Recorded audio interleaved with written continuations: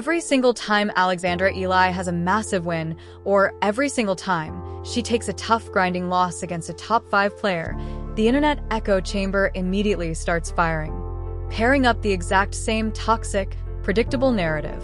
The clickbait articles come out, the tennis insiders start tweeting, and the thumbnails go up screaming, "Alexia Lai needs a super coach," or "Why won't she fire Joan Bosch?"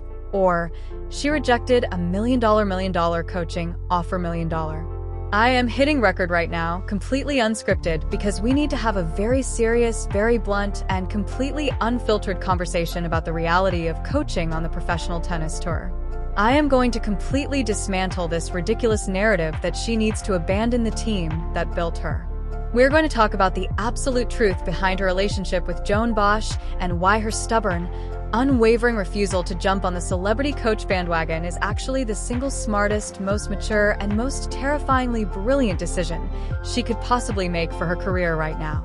Let us just take a collective breath and look at the absolute circus that is the modern Women's Tennis Association Muradoglu when it comes to coaching. The WTA Tour has developed this incredibly toxic, panic-driven culture. It is a revolving door. You see these top 20 players, these incredibly talented athletes, and they treat their coaches like disposable coffee cups. A player loses in the second round of a Grand Slam. They panic. They fire their coach, and they immediately hire some famous, high-profile super coach who has a massive ego, a verified Instagram account, and a multi-million-dollar asking price. We see it every single month.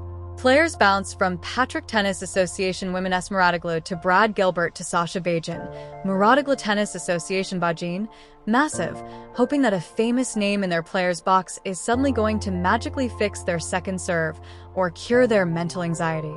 The media loves it because it creates drama. It creates headlines. It creates the illusion of progress. And the tennis media is looking at Alexandra Aya. They're looking at her Bajin, Muradoglu massive, absolute title massive, Bajin, tidal wave of a fan base. They are looking at the corporate sponsorships and the skyrocketing ranking. And their corporate brains simply cannot compute why she isn't playing the game. They think she's a superstar now. She needs a superstar coach. She needs someone who coaches Grand Slam champions. They are literally inventing rumors about her rejecting massive offers from these elite celebrity coaches because they cannot fathom loyalty in a sport driven entirely by panic and money. But guys, you have to understand who Joan Bosch actually is. And more importantly, you have to understand what he represents to Alex Eala.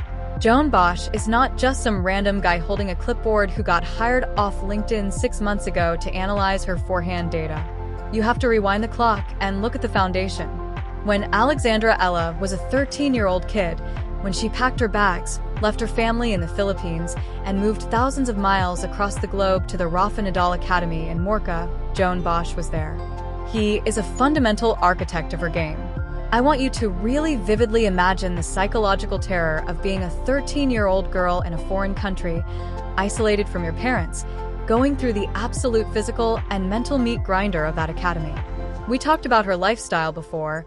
The 5 hours of daily training, the physical pain, the academic pressure, the adult pressure, and complete sacrifice of a normal childhood. Through all of those tears, through all of those brutal early morning gym sessions, through the blisters and the exhaustion and the self-doubt, Joan Bosch was the guy standing on the other side of the net. He didn't show up when the cameras started flashing. He didn't show up when Nike started sending custom gear. He was there when she was just a promising kid with a heavy lefty swing trying not to cry on the practice court. In professional tennis, trust is the absolute most valuable and rarest currency on the planet. Tennis is the loneliest sport in the world. When you're out there on center court, you are completely naked. You cannot call a timeout. You cannot sub out. When you go down is pressure, and down it 4 in the deciding set. When your lungs are burning, when the crowd is screaming, and when your brain starts feeding you panic and anxiety, you only have one lifeline. You look up into the player's box. And when Alexa looks up into that box, she doesn't need to see a celebrity. She doesn't need to see a guy who is thinking about his next television broadcasting gig. She needs to see the man who knows her absolute breaking point because he is the one who helped her push past it when she was 14 years old. She needs to see the guy who knows exactly what to say to her or exactly what not to say to her to get her mind right. You cannot buy that level of psychological intimacy with $1 million down, $8 million tract. It has to be forged in the fire of shared suffering. Let's talk about the actual tactical tennis side of this, because this is where the casual fans get completely lost. People say, oh, Joan Bosch doesn't have the experience of coaching a world number one. She needs someone to take her to the next level. Are we watching the same matches? Are we looking at the same raw data? The entire identity of Eala's game is built on Spanish clay court $1 million clay court philosophy, which is exactly what Bosch teaches at the Nautical Academy. It is about heavy, suffocating top spin clay court topspin. It is about constructing the point like a grandmaster playing chess. It is about unbelievable lateral movement, gritty defense, and the absolute stubborn refusal to give away free points. We just watched her take Jessica Poga to the absolute brink. We watched her physically exhaust veterans on the tour.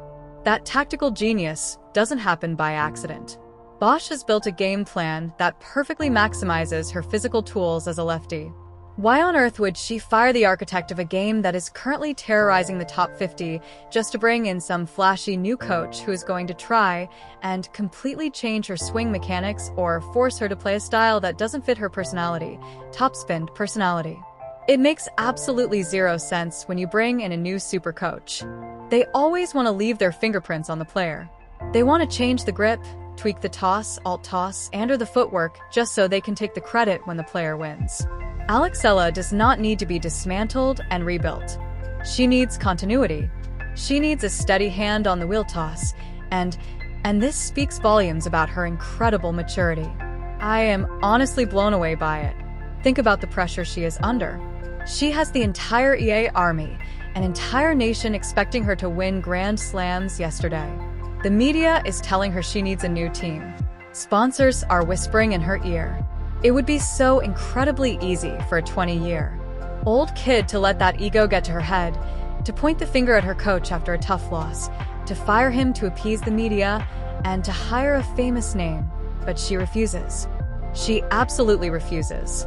This goes right back to the lessons she learned from her grandfather, Lolo Bob, back on the public courts in the Philippines. He taught her loyalty. He taught her to be grounded. He taught her that you do not abandon the people who built the house just because you finally got invited to the mansion. Eala and Bosch have a partnership that transcends the standard employer-employee dynamic of the WTA Tour. He understands the cultural weight she carries. He understands her family dynamics. He knows how to protect her from the absolute circus of the media. If she were to fire Joan Bosch right now, it would be a catastrophic disruption to her mental peace. Imagine trying to build a completely new communication dynamic with a stranger while you are simultaneously trying to navigate the highest pressure moments of your entire career. It would be a disaster.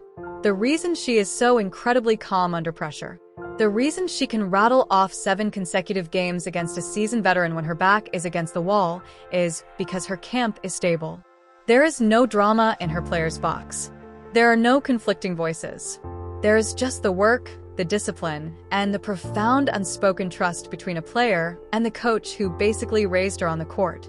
So, the next time you see one of those ridiculous clickbait headlines screaming about a rejected $1 million coaching offer, or the next time a commentator suggests that she needs to upgrade her team to win a Grand Slam, I want you to remember this conversation. I want you to look at the way she fights on the court. I want you to look at the absolute steely focus in her eyes. That focus is a direct product of the environment Joan Bosch helped create. She doesn't need a celebrity in her corner. She is the celebrity.